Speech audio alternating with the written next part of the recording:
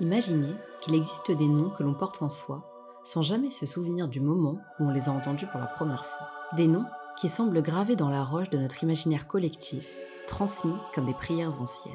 Pensez à un roi juste, l'élu d'un royaume oublié, celui qui aurait unifié les terres, tiré l'épée d'un rocher, conquis les cœurs des femmes et des hommes, puis disparu, englouti par la brume d'Avalon. Aujourd'hui, vous l'aurez compris, nous partons à la chasse d'une des plus grandes légendes de l'humanité, le roi Arthur et les chevaliers de la table ronde dans la Chambre des histoires.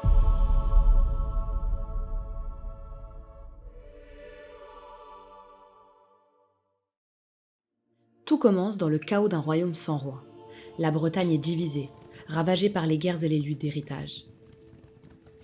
Les nobles s'affrontent, le peuple s'épuise et l'espoir semble perdu. La guerre fait rage, les affrontements sont nombreux et le peuple crie famine. C'est alors qu'une prophétie s'élève, portée par les lèvres d'un mage énigmatique, Merlin. Dans l'ombre, un enfant grandit sans savoir qui il est vraiment, Arthur. Né d'une union interdite entre le roi de Bretagne, Uther Pendragon, et Ygraine, la duchesse de Cornouailles. Il fut caché à la naissance pour échapper à ceux qui voulaient sa mort. Merlin, son protecteur, le confia à une famille modeste, loin des intrigues de la cour. Un jour, dans la grande place d'une ville du Nord, une épée apparut, enfoncée dans une pierre. Nul ne pouvait l'en arracher, sinon le roi légitime. Les seigneurs, les chevaliers, les princes y essayèrent en vain. Puis, un jeune garçon, frêle et silencieux, s'approcha, et l'épée glissa entre ses doigts, comme si elle l'attendait depuis toujours. Arthur venait de faire son entrée dans la légende. Mais notre nouveau roi ne voulut pas gouverner seul. Il savait qu'un pouvoir sans partage engendrerait la tyrannie. Alors, il fit ériger une table ronde, un symbole fort, pur et absolu. Ici, pas de trône plus haut qu'un autre, pas de rang supérieur. Tous ceux qui y siégeaient étaient égaux, unis non par le sang, mais par un serment.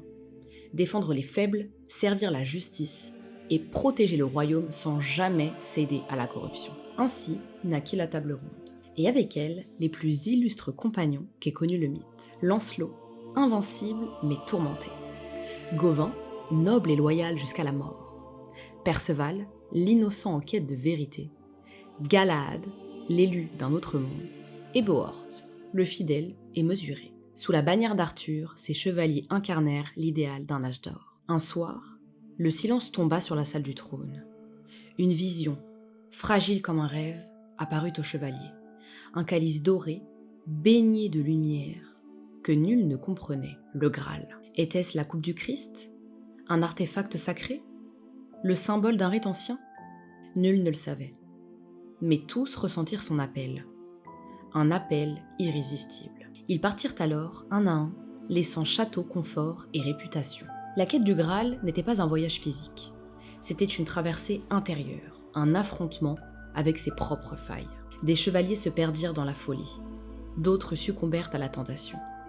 Certains ne revinrent même jamais. Seul Galahad, pur de corps et d'âme, toucha le Graal et disparut dans une lumière irréelle, comme absorbé par un autre plan de l'existence. La quête aurait dû élever le royaume, mais au contraire, elle le fractura. Et pendant que les uns cherchaient le sacré, d'autres se brûlaient au profane. Dans l'ombre des remparts de Camelot, un amour interdit grandissait. Lancelot, le chevalier le plus fidèle du roi, tomba amoureux de Guenièvre, la reine de ce dernier. Et elle, malgré sa couronne, malgré le roi, l'aima en retour. Ils gardèrent le secret, du moins pendant un temps, car un secret ne reste jamais longtemps silencieux. La rumeur enfla, l'envie l'alimenta, jusqu'à ce que la vérité éclate. Arthur, trahi non pas par des ennemis, mais par ceux qu'il aimait le plus, resta digne. Il ne cria pas, il ne frappa pas, mais en lui, quelque chose s'éteignit. Il condamna alors Lancelot, puis le royaume se déchira. Les chevaliers se séparèrent, les serments furent brisés. La table ronde, lentement, se fendilla. Et vint alors le dernier acte.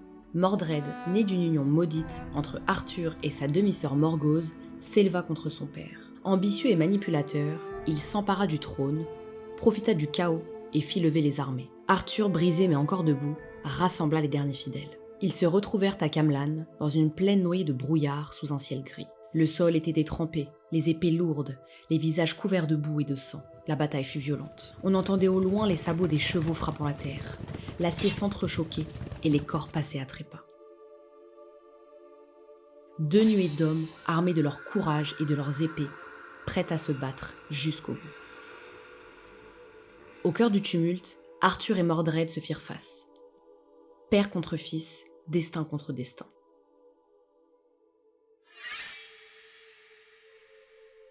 L'un frappa, l'autre transperça. Le choc fut brutal. Mordred mourut sur place et Arthur fut mortellement blessé. Ses compagnons le portèrent alors jusqu'aux rives d'un lac. Une barque l'attendait, glissant sur les eaux comme un souvenir.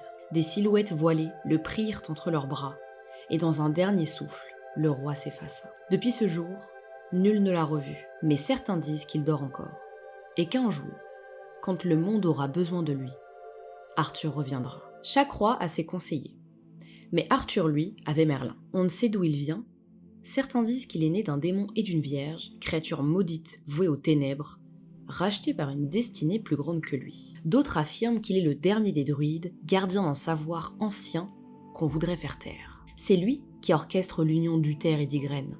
C'est lui qui arrache Arthur au monde pour le protéger. C'est lui qui tisse la prophétie, trace les lignes invisibles du destin. Mais plus le royaume s'érige, plus Merlin s'efface, comme s'il sentait que la magie qu'il porte n'a plus sa place dans un monde d'ordre, de pierres taillées et de lois humaines. Il finit captif, non d'une armée, mais d'un amour.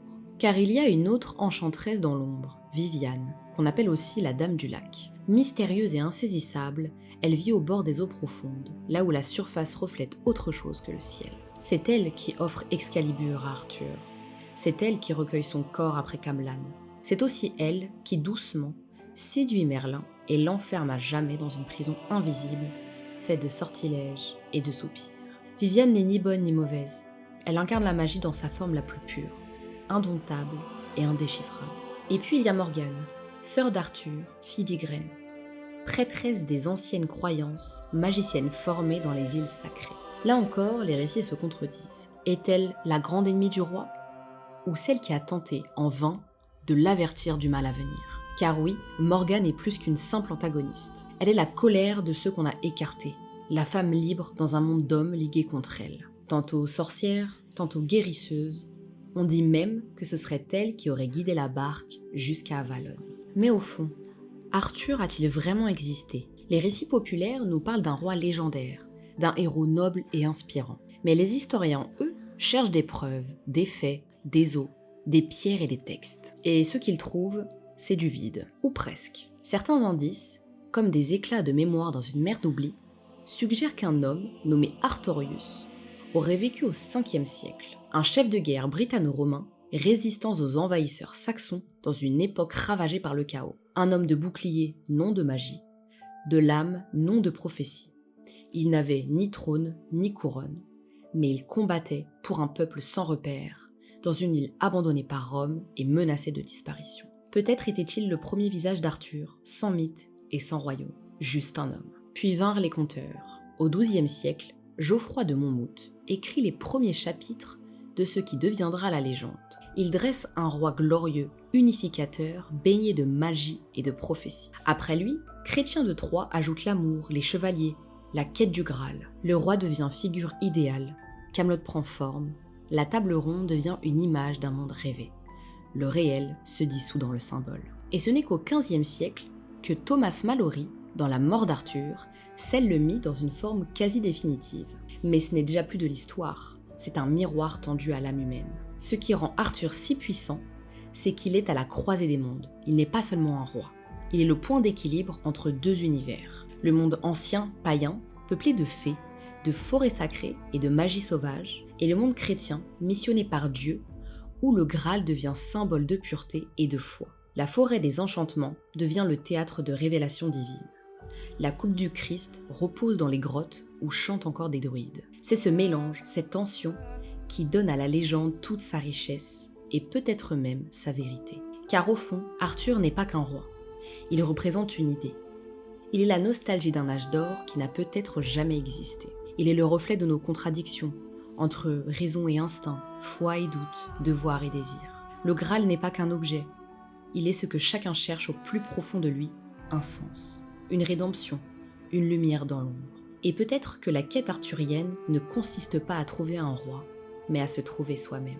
On dit qu'Arthur n'est pas mort, qu'il repose dans une île lointaine ou sous une colline creuse, et qu'un jour, quand le monde sera à nouveau plongé dans le chaos, il reviendra, pas pour régner, mais pour rappeler aux hommes ce qu'ils ont oublié.